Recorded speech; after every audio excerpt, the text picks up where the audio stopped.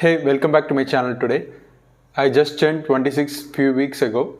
In my 25 years of life, I have made plenty of personal finance mistakes, but I could see few people making the same mistake as I did. In this video, I'm going to share about those mistakes and how to correct them. And before starting, if you're new to my channel, I'm Pranesh and I'm an IT professional. I love to make videos about productivity, personal finance, books, etc. Let's deep dive into the video now. The first one is refinancing. In 2018, I had a personal loan for 2.5 lakhs and I was paying nearly 5,500 rupees every month. This is both principal and interest combined every month. And this 5,500 was 1/4 of my salary at that time. I was getting nearly less than 20,000. And the interest for this loan is 11.35% per annum. I had been paying this 5,500 every month for 20 months and so. And then this happened, COVID 2019. Because of COVID, the market crashed in the month March 2020 and the government announced that they are going to reduce interest rates on loans to run the economy normally. I got this news after 3 months and I went and checked on the nearest cooperative bank, and then I got to know that the gold loans are reduced to 6.5% for the next 12 months.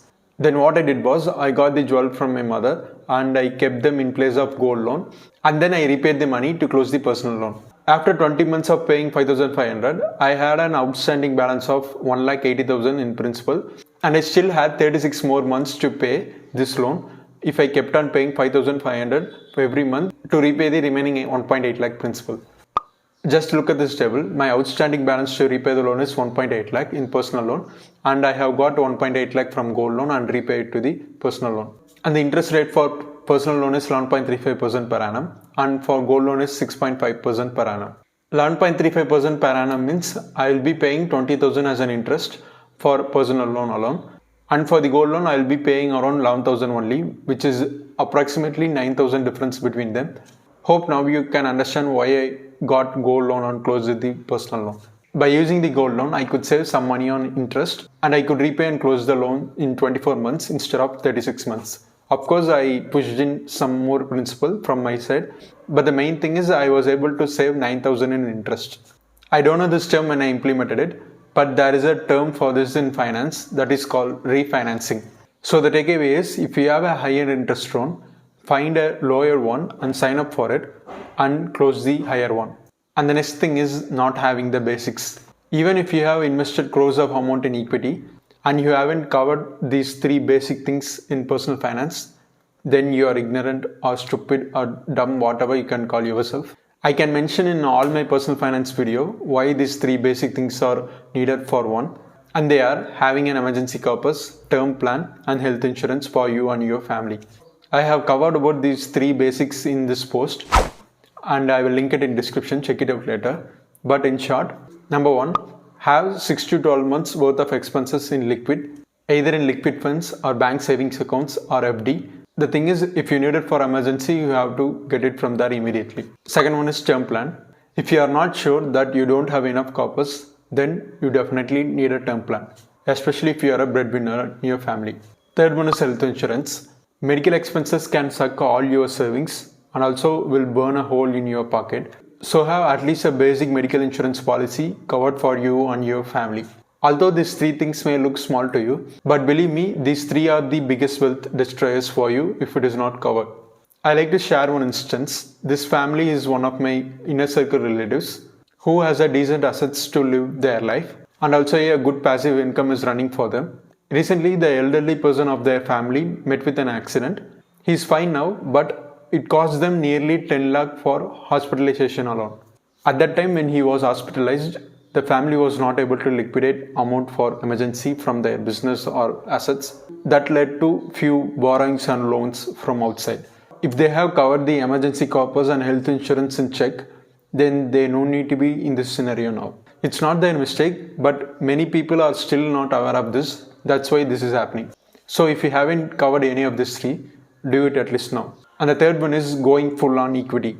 One of the common mistakes all the retail investors make is going full on equity. I was doing the same before. Markets can go again like 2018 financial crisis or 2020 COVID crash. If you are 100% invested in equity and something goes wrong in the market, then your entire portfolio will be affected. It may take even years to come back to normal. From the 2008 crash, if you have invested in Nifty on December 2007 and you would be in negative returns until September 2013. You should have waited for 5 years to get a positive returns. Sometimes you will never know when you need money, and what would you do if you need money during this situation? Will you book loss and exit? 100% in equity will not alone put your portfolio in red, and also it won't give you confidence to invest back again in the market. So this is the time you have to invest more, but it won't give you confidence to put your money in again. So the solution is 100 minus your age. That percentage of amount should be alone in equity and the remaining should be in fixed income. It can be either EPF, bonds or debt mutual fund. These can act as a pillar of support during a market crash. So don't invest fully on equity, have some exposure to fixed income as well. The last thing is buying products immediately. At the initial stages of my career, I used to buy things from my wish list irrespective of needs and wants when my salary got credited. I remember I even bought products for a price that equaled my salary. I was so stupid at that time. Here I am not trying to tell you not to buy any stuff, but not immediately. Nowadays I use a goal-based investing model for buying products. It's like a short-term goals. For example, I need to buy a new smartphone. Let's say the price is 30,000 INR. I'm not going to buy it tomorrow immediately, even if I'm able to afford it. If I need to buy a new phone, I have to decide 6 months before itself. And I need to make sure that the current phone can able to run for next 6 months until I buy a new phone. Now, I will start to invest 5,000 every month in an arbitrage fund for next 6 months. At the end of the 6 months, I will have 30,000 rupees plus a little interest for that 30,000 rupees invested. Now I will withdraw the money from the fund and buy myself a new smartphone. This is how goal-based model works, and I will tell you why you also have to adopt this. Number one, you are giving yourself time to decide whether buying this product is a good decision or not. If it is a bad decision, your money is saved.